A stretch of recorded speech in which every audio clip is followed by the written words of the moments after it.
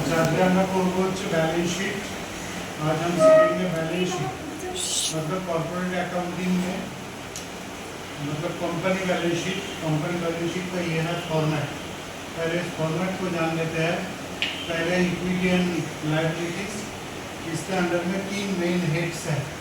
एक है share holders fund, दूसरा है नॉन करंट लायबिलिटीज, तीसरा है करंट लायबिलिटीज। ठीक है। और एसेट्स में है non current assets and current assets. तो पहले शेयर होल्डर्स फंड में क्या है, शेयर कैपिटल है और रिजर्व एंड सरप्लस, ये दो हेड आएगा।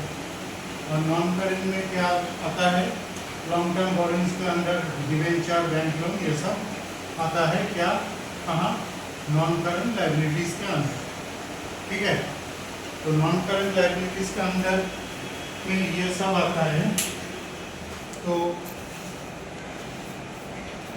उसके बाद है करंट लायबिलिटीज, इसमें आएगा ट्रेड पेबल्स, मतलब इसमें आएगा creditors and bills payable, creditors and bills payable. And other current liabilities में आउटस्टैंडिंग अगर कोई एक्सपेंसेस रहेगा तो ये आ जाएगा। और शॉर्ट टर्म प्रोविजन में सिर्फ वन चीज़ आता है, एक ही आइटम, प्रोविजन फॉर टैक्सेशन, एक ही आइटम।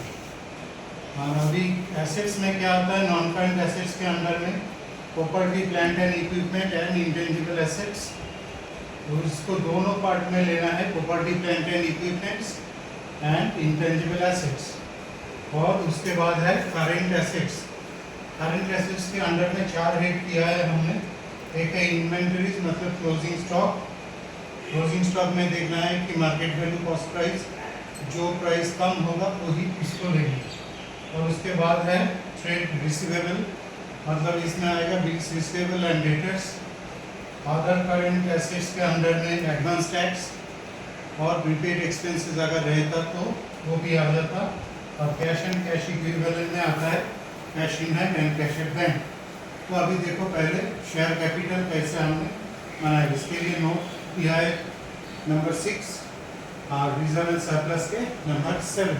तो नंबर 6 में शेयर कैपिटल, इसके अंडर में आएगा ऑथराइज कैपिटल। अगर ऑथराइज कैपिटल क्वेश्चन में नहीं होगा तो कुछ नहीं लिखेंगे, सिर्फ क्लोज कर देंगे। ठीक है, क्लोज हो जाए। उसके बाद लिखेंगे issue, subscribe and paid up capital.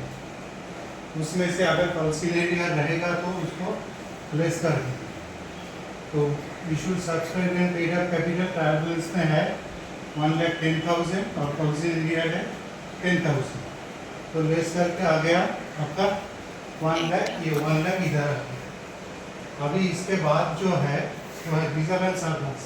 पहले ओपनिंग स्टेटमेंट ऑफ पीएल हम लेंगे, क्या कितना है 10,000, ये ट्रायल बैलेंस का क्रेडिट में रहेगा, मतलब ये है ओपनिंग।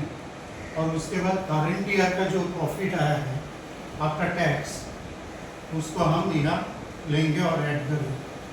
ऐड करके आ गया है 70240। इसमें से अगर इंटरिम डिविडेंड पे किया है तो लेस होगा, transfer to general reserve less होगा, लेस होके ये आ गया बाहर में।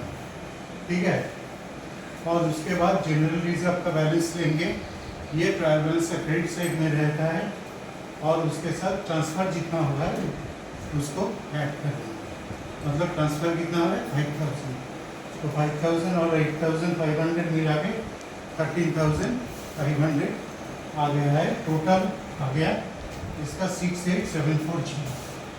और इसके बाद नॉन करंट लायबिलिटीज कुछ नहीं है, इसीलिए डैश। नॉन करंट लायबिलिटीज में कुछ नहीं है। Trade payables,